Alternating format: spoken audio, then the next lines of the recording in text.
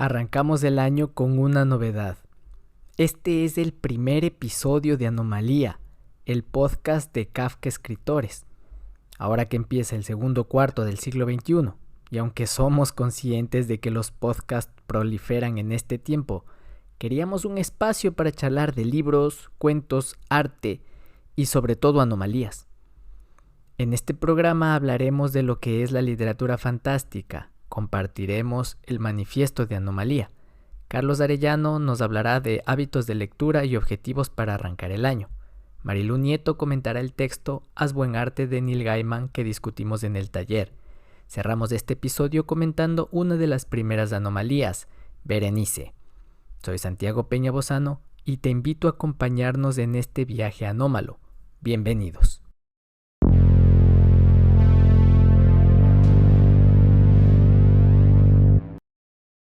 Anomalía comienza ahora y empezamos con no sé si llamarlo manifiesto porque suena muy a vanguardia, muy a inicios del siglo XX, pero ahí va, nuestro credo vamos a decir. Aquí venimos a hablar de lo raro, de lo que no encaja, de lo que aparece cuando la realidad de pronto se queda corta, porque a veces lo más honesto no es decir, esto no puede pasar, sino admitir, no sé qué fue lo que pasó. Lo fantástico es una forma de mirar el mundo cuando el mundo se vuelve extraño, cuando algo se mueve a la vera de lo imposible. El monstruo, lo grotesco, lo insólito. No vienen a decorar una historia, vienen a desordenarnos la certeza. Aquí defendemos que la imaginación va más allá de lo real y que a veces lo imposible es una puerta. Si alguna vez sentiste que el mundo tenía fallas, este lugar es para ti. Esto es Anomalía. Hoy quiero empezar con una idea. La anomalía no es un recurso ficcional. Nosotros como escritores y lectores debemos saber que no es poner algo raro en una historia solo para que suene interesante. La anomalía es otra cosa.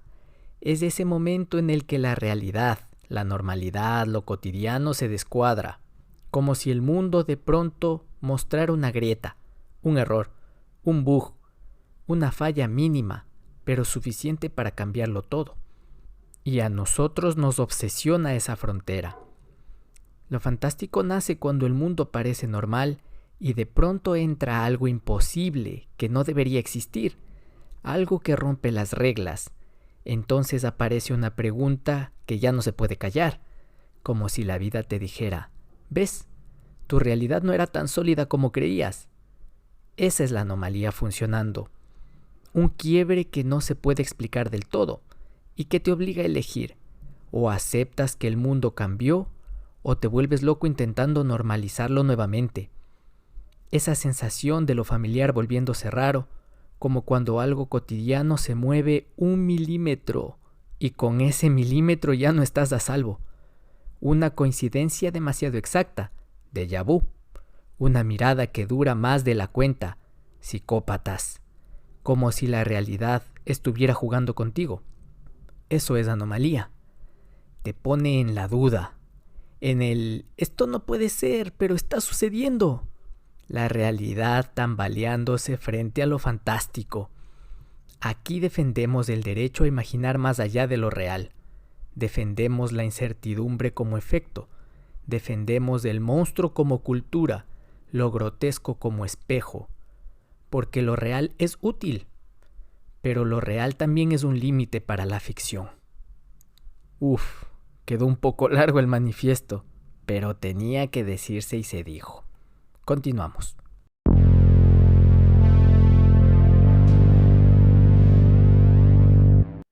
Una de las metas que nos planteamos siempre al inicio de cada año, entre tantas otras metas como empezar a ir al gimnasio o empezar una dieta o empezar algún hobby, es el de empezar a leer o para muchos de los que ya son lectores, el de leer más o leer una determinada cantidad de libros. Pero la pregunta es, ¿cuánto es lo adecuado leer? Y más que nada, ¿qué es lo que deberíamos leer o qué es lo que queremos leer? Tenemos que aceptar que actualmente es difícil leer o ejecutar la actividad de la lectura debido a la cantidad de estímulos que poseemos alrededor. Poco a poco las sociedades se han ido formando alrededor de proveer a los ciudadanos de información cada vez más corta, más comprimida, lo que ayuda a entregar a los usuarios mucha información en poco tiempo.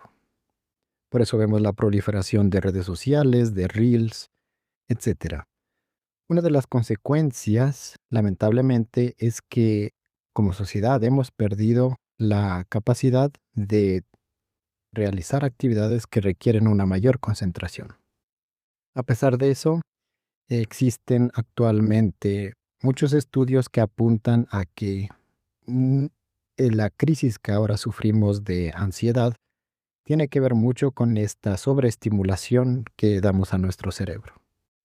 Se han llevado a cabo bastantes propuestas, actividades que muchas personas ejecutan, como por ejemplo hacer yoga, hacer deporte. Sin embargo, una de las actividades que más ayuda a combatir esta constante ansiedad es la de la lectura. La lectura nos ayuda no solamente a calmarnos, algo que es un privilegio en la actualidad, sino también nos ayuda a tomar contacto con ideas que no se encuentran disponibles o no se encuentran desarrolladas suficientemente en otros ámbitos como videos o en redes sociales.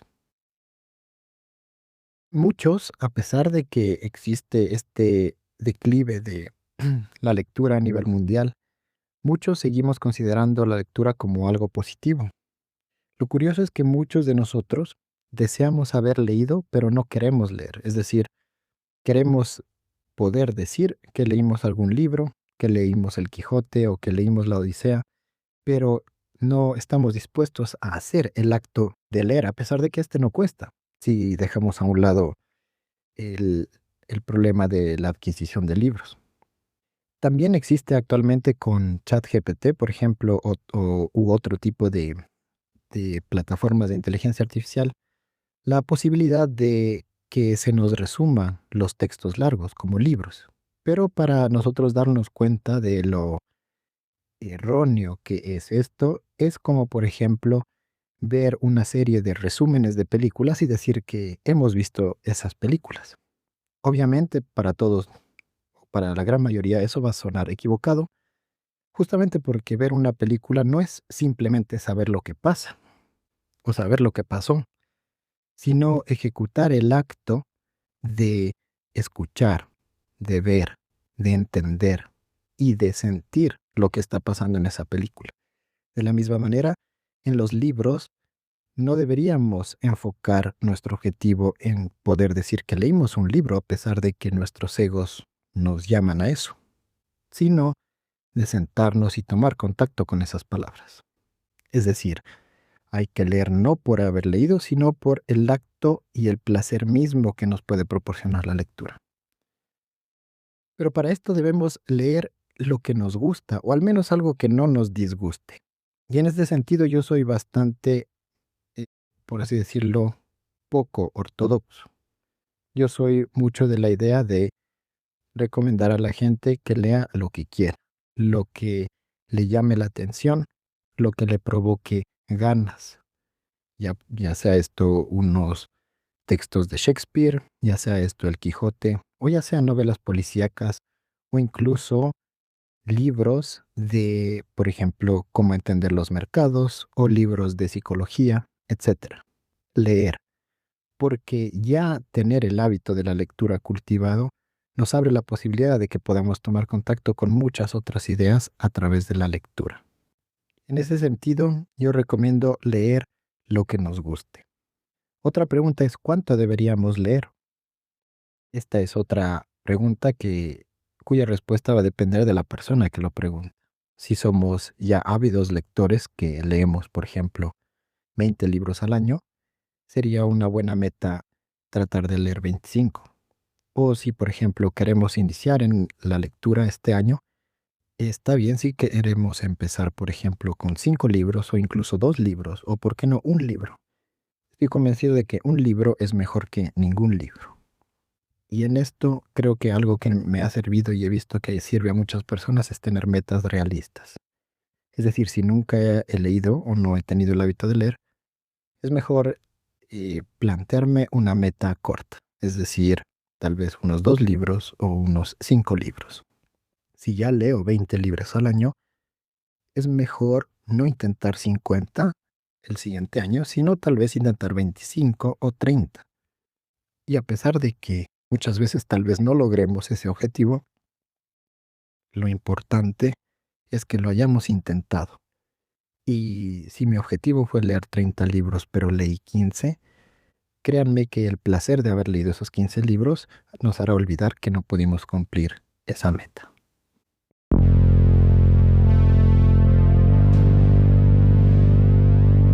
Quiero empezar con la siguiente frase de Neil Gaiman.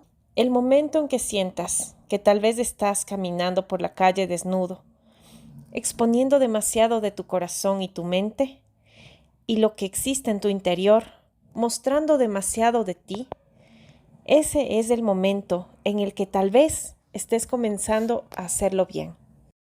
Recuerdo que Santiago, mi profesor, alguna vez nos dijo, cuando escriban algo que les da vergüenza contarle a su abuelita, ese momento están escribiendo desde el corazón y por lo tanto se puede conectar con otras personas. Y eso es verdad.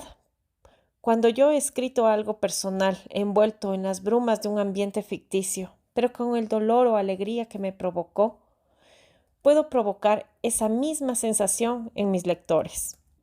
Neil Gaiman nos insta a escribir como pretexto de todas las tragedias que nos pasan en la vida. Él nos dice, si tu esposo se escapa con un político, haz un buen arte. Tu pierna es aplastada y luego devorada por una boa constrictor mutante, haz un buen arte. El IRS te persigue, haz un buen arte. ¿Explotó tu gato? Haz buen arte. Alguien en internet piensa que lo que haces es estúpido o malvado o que todo ya se ha hecho antes. Haz buen arte. Probablemente las cosas se resolverán de alguna manera y con el tiempo el dolor desaparecerá. Pero eso no importa. Haz lo que haces mejor. Haz buen arte. Y en este punto debo decir que el arte es una manera de evolucionar y gestionar las emociones que nos carcomen el alma. Entonces esta sugerencia de Neil Gaiman es muy pertinente. Pero habrá personas que dicen, yo no soy nada artístico, quizás solo no se hayan dado el tiempo para hacer lo que más les gustaba hacer de niños o adolescentes. Alguna vez alguien me dijo que todo ser humano es artístico, y estoy de acuerdo, porque hasta el más acérrimo matemático o político tiene su vena artística. Neil Gaiman nos dice, observé a mis colegas y amigos, a los que eran mayores que yo, y vi lo miserables que algunos de ellos estaban. Los escuché diciéndome que no podían imaginar un mundo en el que hicieran lo que siempre habían querido hacer, porque ahora tenían que ganar una cierta cantidad cada mes, solo para mantenerse donde estaban. No podían hacer las cosas que importaban y que realmente querían hacer. Y eso me pareció una tragedia tan grande como cualquier problema de fracaso. Y entonces me acordé de mi papi. Mi papi falleció hace 6 años y toda su vida se dedicó al comercio exterior de profesión, pero le encantaba desarrollar los platos más elaborados con ingredientes rebuscados y exquisitos que satisfacían a los paladares más refinados. Además que le encantaba cocinar, le gustaba la buena música y dependiendo del plato que iba cocinando, la combinaba con la música propicia para la ocasión. Entonces, si cocinaba pizza, ponía ópera. Si cocinaba comida mexicana, ponía a Chabela Vargas. O si hacía hamburguesas, ponía a Elvis Presley.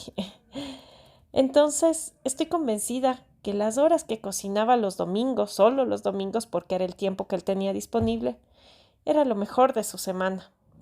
Y cuando compartía esos manjares que cocinaba con nosotras, ese era su segundo mejor momento, su momento favorito de la semana. y se convirtió en uno de los míos también.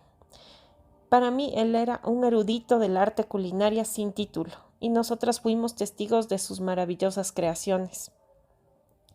Por eso para mí el arte se comparte, y cuando se comparte hace plenos y felices a la gente que está a nuestro alrededor. Y también para mí el arte es contagioso, porque alguien que es un ser apasionado por lo que hace inspira al resto a hacer lo mismo. Y sé que el mundo necesita, obviamente, doctores, ingenieros, pero sin música, sin literatura y sin una buena comida, la tasa de suicidios para mí crecería logarítmicamente.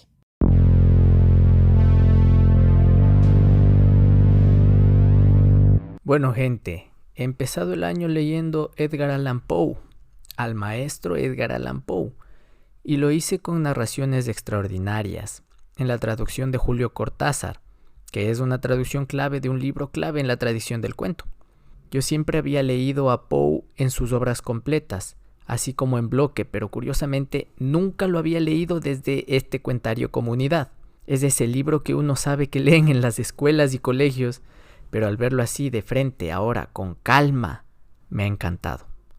Estoy releyendo varios cuentos que son súper conocidos, incluso si no estás muy familiarizado con el contenido de narraciones extraordinarias. Aquí están Berenice, La caída de la casa Usher, El escarabajo de oro, El corazón delator, El gato negro, etc. Vale la pena leerlo y releerlo. Y claro, lo fuerte de este libro no es que son buenos cuentos, son cuentos que prácticamente están marcando lo que va a ser el cuento moderno. O sea, Poe no solo escribe cuentos, cambia el gótico, empuja la literatura fantástica a otro lugar, influye en escritores gigantes del siglo XX y también muchos latinoamericanos, y en general transforma la manera en que entendemos el relato corto. Y nosotros como escritores volvemos una y otra vez a sus ideas, sobre todo a ese texto famoso, La filosofía de la composición, donde él explica su método y en el fondo pone sobre la mesa algo muy cercano a lo que hoy entendemos como el cuento moderno. Pero hoy no quiero arrancar hablando de teoría, sino de Berenice. Yo recordaba lo básico del cuento. Berenice muere o parece morir y algo pasa ahí con el regreso, con lo inquietante, pero poco más. Y al releerlo ahora me pasó algo extraño. Encontré frases interesantes, ideas filosóficas, referencias al pensamiento de la época, a la ciencia, a esa obsesión de Poe por la muerte. Pero aún así, el cuento no me pareció de los grandes. Y no porque explicara demasiado. No es eso. De hecho, Poe aquí es bastante explícito. Lo de los dientes, por ejemplo, es totalmente literal. Y eso no me molesta en absoluto. Al contrario, parece un recurso potente. El problema no es la explicitud, sino que da la sensación de que el cuento no termina de articular bien lo que propone. Ahora, con distancia, veo que lo más importante del relato es precisamente los dientes. Es hoy, al pensarlos, cuando veo que ahí hay un símbolo fuerte de lo que permanece cuando el cuerpo se degrada, lo duro, lo que resiste al tiempo, como el cabello, las uñas, el hueso. Algo de Berenice se queda. Pero el símbolo aparece tarde, aparece de golpe, no termina de circular por el texto. Impacta, sí, pero quizás no se fija. Yo lo leí hace pocos días y me impresionó. Cerré el libro, lo dejé ahí, no se me quedó del todo como se quedan otros símbolos de Poe. Solo ahora, al pensarlo, al repensarlo, siento que ya no se me va a olvidar. Y eso me deja una sensación un poco extraña. Hay ideas muy potentes en el cuento. La del alma que vive antes de la vida, por ejemplo, que es una frase bellísima, pero el cuento no la desarrolla, no las une del todo. Todo queda un poco envuelto en una niebla, pero no en el buen sentido, no como ambigüedad, sino como falta de precisión. Berenice es un Poe todavía en proceso, todavía afinando. Un texto donde se ve que ya hay algo, que hay una intuición muy fuerte, pero que aún no termina de concretarse como en otros relatos posteriores. Y quizá por eso me interesa ahora, porque también la anomalía funciona así, no siempre como obra perfecta, sino como fisura, como intento, como algo que insiste aunque no cierre del todo. Y desde ahí, desde esa incomodidad, desde ese desajuste, es desde donde me interesa leer y escribir literatura fantástica. Así que voy a leerles el fragmento final de este cuento y quiero que nos quedemos con esa sensación. Señaló mis ropas. Estaban manchadas de barro, de sangre coagulada. No dije nada. Me tomó suavemente la mano. Tenía manchas de uñas humanas. Dirigió mi atención a un objeto que había contra la pared. Lo miré durante unos minutos. Era una pala. Con un alarido salté hasta la mesa y me apoderé de la caja, pero no pude abrirla, y en mi temblor se me deshizo en la mano, y cayó pesadamente, y se hizo añicos, y de entre ellos, entrechocándose, rodaron algunos instrumentos de cirugía dental, mezclados con 32 objetos pequeños, blancos, marfilinos, que se desparramaron por el piso.